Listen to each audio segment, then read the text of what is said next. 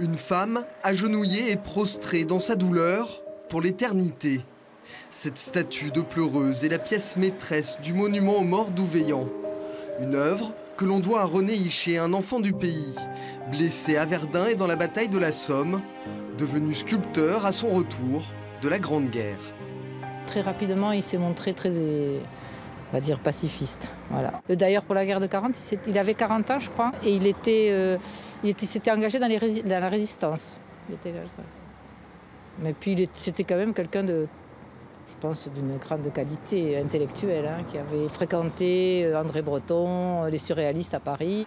En 1925, René Hichet propose un monument similaire à la commune de Canet-en-Roussillon, qui le refuse, le jugeant trop pacifiste.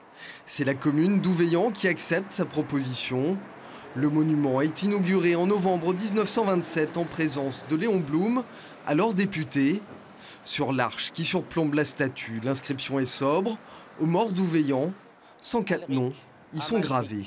Armand, Baréa, Barel, Bataille, Bozou, Berge, Bernard.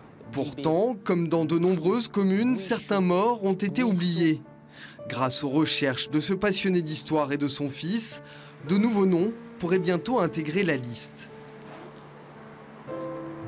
C'est important d'honorer tous ces gens-là et de les honorer à la hauteur du sacrifice qu'ils ont fait pour que tout le monde soit honoré de la même façon.